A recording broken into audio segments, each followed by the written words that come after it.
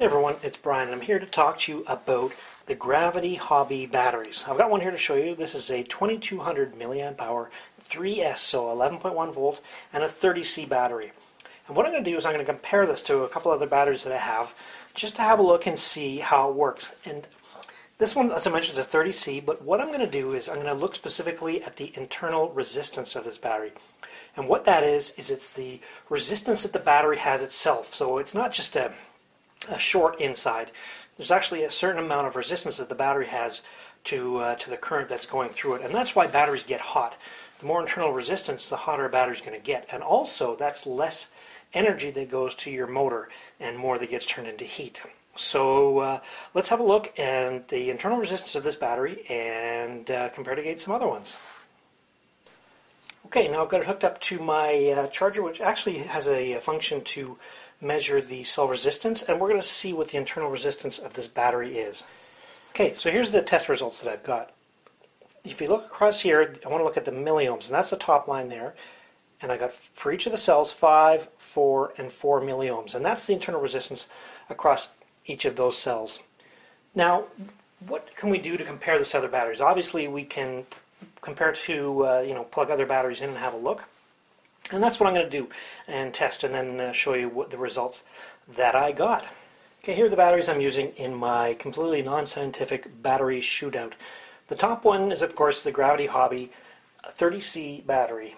And this one, the numbers I got, again, were 5, 4, and 4 milliohms for each of the cells. And this is obviously a very new battery. I haven't put very many cycles in it, maybe 2, and I would say that it's probably not broken in yet. The battery below it is a Turnigy Nanotech 2200 milliamp hour 45 continuous 90C peak discharge battery. This one I've had for just over a year now and has a fair amount of charges on it, yeah, fair amount of cycles. And the numbers that it came up was 9, 10, and 10. The Turnigy Nanotechs I find are good for power, but they don't last as long. So this one may be it's a little bit more of an older and tired battery, but certainly not beyond the end of its life. The modern battery is a Hyperion. This is a CXG3, and that's rated as a 25C. And the numbers I got off of this one were 10, 9, and 10. So the same as the Turnigy Nanotech. Now, however, the Hyperions, I haven't got, there's a little bit older than a year, and it's got probably the same amount of cycles on as the Turnigy does. But the Hyperions are known to improve with age, and they sort of come into their own somewhere between 50 and 100 cycles, and that's sort of their peak. So I'd say this is in the prime of its life right now. So that's just the comparison between the three. And as you can see, so the top one is in the 5 and 4 range for a new battery, and the other two are 9, 10, and 10. I apologize that I don't have another new battery of these brands to compare with. So you'll have to take that with a grain of salt. The next test I'm going to do is I'm going to run them and see what kind of output I get from them, and that should show the actual performance figures that we can get out of these batteries. Okay, now, so what I've done is I've run each of the batteries in my test here through a known load, and what I've done is I essentially hooked up to a model airplane and ran it for about a minute. And here are the results from each of the batteries. So first of all, let's look at the Turnigy.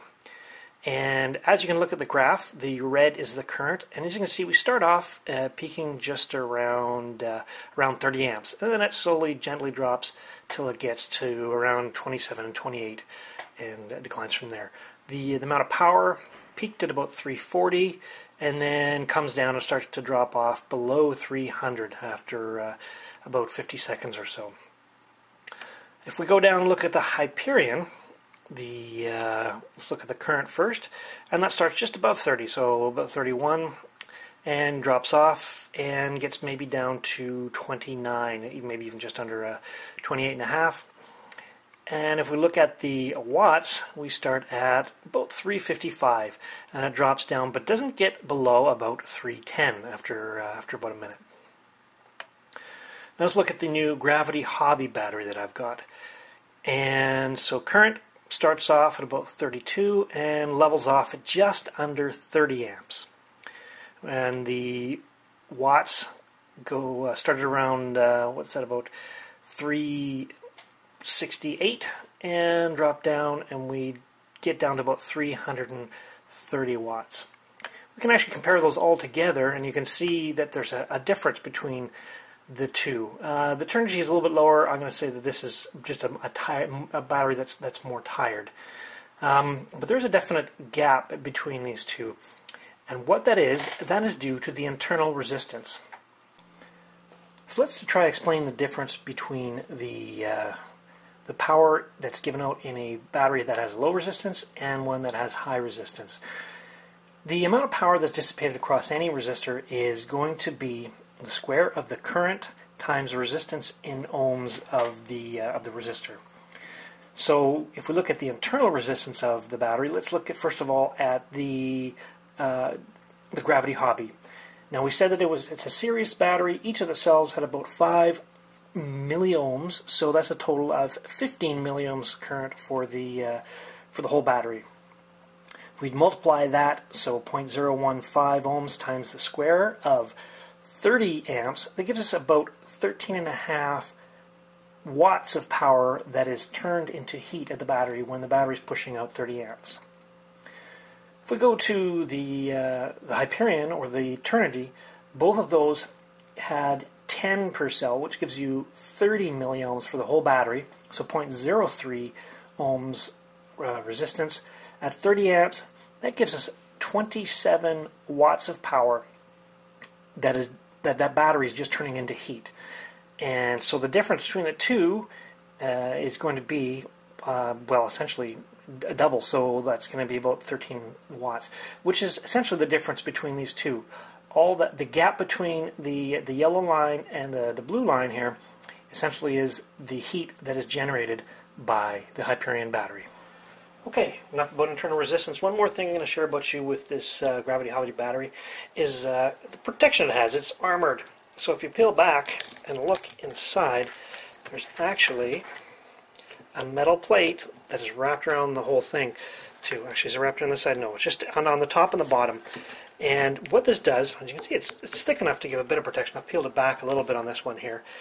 And what it does is it prevents you from getting punctured, or if you crash your model, which happens from time to time, don't ask me how I know this, it's going to keep the structural integrity of the battery, so you're less likely to toggle your pack or start a fire with in the end of a crash. Or even in your box, if you drop a screwdriver or something like that, it's not going to go through just the thin foil. It's actually got a fair bit of protection on that. So that's a nice feature in this as well. So this has been a Gravity Hobby batteries, which are available at SN Hobbies at snhobbies.com. Thanks for watching.